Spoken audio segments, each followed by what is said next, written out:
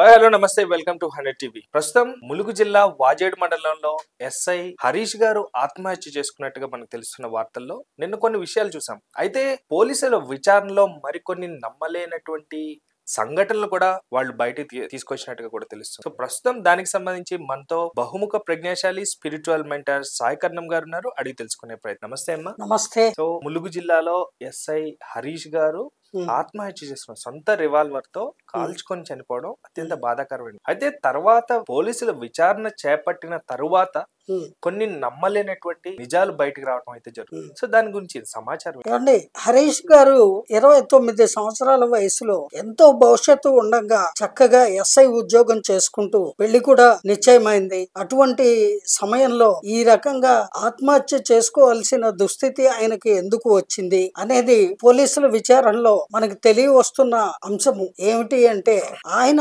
దాదాపు 7-8 నెలల క్రితము ఇన్స్టాగ్రామ్ లో ఒక అమ్మాయి పరిచయం అయ్యి ఆ అమ్మాయితో ఫోన్ లోనే స్నేహం మొదలు పెట్టి ఆ తర్వాత ఆ పరిచయము స్నేహము ప్రేమగా మారి వాళ్ళిద్దరూ పెళ్లి కూడా చేసుకోవాలి అనే నిర్ణయానికి వచ్చారట.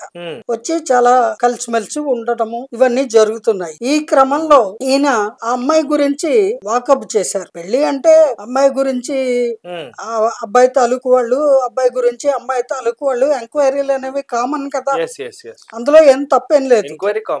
ఆ రకంగా అమ్మాయి గురించి ఎంక్వైరీ చేస్తే ఆయనకు కొన్ని వాస్తవాలు తెలిసాయి. అవి ఎంతటి ట్విస్ట్ వినండి. అవి ఏమిటంటే, ఆ అమ్మాయి సూర్యాపేటలో చిలుకూరు అనేటువంటి గ్రామానికి చెందిన మనిషి, హైదరాబాద్ లో ఉంటూ ఉంది. అయితే ఆ అమ్మాయి గతంలో ఒక 3 బాయ్ ఫ్రెండ్స్ ని మెయింటైన్ చేస్తూ అందులో ఒక కుర్రవాడిని పెళ్లి దాకా తీసుకువెళ్లి తీరా అతను పెళ్లి చేసుకుందాం అనేసరికి నేను నిన్ను పెళ్లి చేసుకోను అని చెప్పిందట. దాంతో అతను నిజంగా ప్రేమించిన వాడు కాబట్టి మనస్తాపానికి గురయ్యి అతను ఆత్మహత్య ప్రయత్నం కూడా చేశాట. ఆ బాధ తట్టుకోలేక అతని తల్లిదండ్రులు కొడుకుని రక్షించుకొని పోలీసులకి అమ్మాయి మీద ఫిర్యాదు చేశారట హైదరాబాద్. ఈ వివరాలన్నీ కూడా ఈ హరీష్ గారు తెలుసుకున్నారు. తెలుసుకున్న తర్వాత అమ్మాయిని పిలిచి మాట్లాడడానికి రమ్మని రిసార్ట్ కి పిలిచారు. అక్కడ కూర్చొని ఇద్దరు మాట్లాడుతూ ఉన్న సందర్భంలో వాళ్ళిద్దరి మధ్య కూడా ఘర్షణ.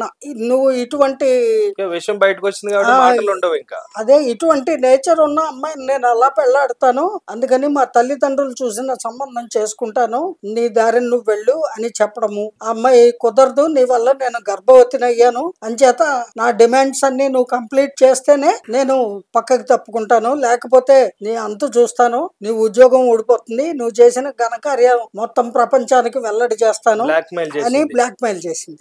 అది తట్టుకోలేక అభిమానవంతుడు క్షణికావేశంలో ఎక్కడ తన పరువు పోతుందో అని ఉన్నతమైన పొజిషన్ లో ఉన్నాడు. తన సర్వీస్ రివాల్వర్ తోటి కాల్చుకొని చనిపోయాడు. ఇది ఈ దుస్సంఘటన వెనకాల ఉన్నటువంటి ట్విస్ట్. అయితే ఇవన్నీ ఎలా తెలిసాయి? అతను ఆత్మహత్య చేసుకున్న తర్వాత అమ్మాయి అక్కడే కూర్చొని రోధిస్తూ ఉన్న ఫోటోలు అవి మనం చూసాం కదా. ఆ అమ్మాయిని పోలీసులు అదుపులోకి తీసుకొని వాళ్ళ తరహాలో విచారిస్తే ఇప్పుడు నిజాలు బయట పెట్టింది. ఆ విధంగా పోలీసు వారికి అందరికి కూడా ఈ విషయం తెలిసింది. అయితే చాలా దారుణంగా తయారవుతున్నారండి ఇవాళ రేపు అమ్మాయిలు కూడా. కొంతమంది అమ్మాయిలు ఈ రకంగా మగవాళ్ళని వంచి మానసికంగా ప్రేమ పేరుతోటి తర్వాత వాళ్ళతో ముందుగానే వివాహం తర్వాత జరిగే కార్యక్రమాలు వివాహానికి ముందే ఓహో రూముల్లో ఆహా రూముల్లో కానిచ్చేసి ఆ తర్వాత నీ వల్ల నేను గర్భిణి అయ్యాను, ఇన్ని కోట్లు ఇవ్వాలి, అన్ని లక్షలు ఇవ్వాలి, నేను నిన్ను పెళ్లి చేసుకోను, నేను ఇప్పుడే పెళ్లి చేసుకోను, నేను సెటిల్ అవ్వాలి అంటే ఈ రకంగా సంపాదించి వీళ్ళు సెటిల్ అవుతారా?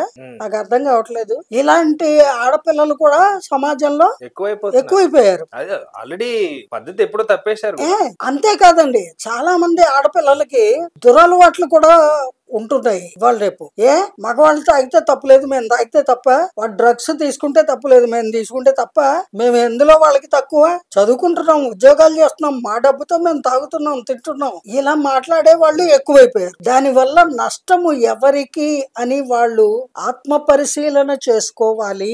యంగ్స్టర్స్ ఆడపిల్లలైనా సరే మగపిల్లలైనా సరే తల్లిదండ్రులు వాళ్ళకి పెళ్లి వయసు వచ్చాక తగిన సంబంధం చూసి పెళ్లిళ్ళు చేస్తారు. కానీ తల్లిదండ్రుల మాట ఎంతమంది ఆడపిల్లలు వింటున్నారు, ఎంతమంది మగ పిల్లలు వింటున్నారు. ఈ లవ్వులని డబ్బులని ఓయో రూములని ముందే పరిచయాలు, స్నేహాలు, డేటింగ్లు డాటింగ్లు ఒకటి కాదు. ఈ కార్యక్రమాల వల్ల ఏం జరుగుతోంది? ప్రాణాలు కోల్పోతున్నారు, మానాలు కోల్పోతున్నారు, దురలవాట్ల పాలవుతున్నారు, జైళ్ల పాలవుతున్నారు. ఇప్పుడు అమ్మాయి ఏం సాధించింది? ఒక నిండు ప్రాణం పోవడానికి కారకురాలయ్యింది. ముగ్గురు మగపిల్లల్ని ప్రేమ పేరుతో వంచి వాళ్ళ నుంచి ఎంత సొమ్ము కాజేసిందో తెలియదు. ఇప్పుడు అమ్మాయి జీవితం జైలు పాలేగా. అందుకని తస్మాత్ జాగ్రత్త. మగపిల్లలు మీరు జాగ్రత్తగా ఉండండి. ఎవరు పడితే వాళ్ళతోటి ప్రేమించాం అంటే ఆమె వస్తున్నా అనే అగేసుకెళ్ళకండి. మంచి చెడులు ఆలోచించి ముందుగానే విచారించి వాళ్ళ గురించి అప్పుడు వాళ్ళతో బంధం పెంచుకోవాలా వద్దా అనేది నిర్ణయాలు తీసుకోండి.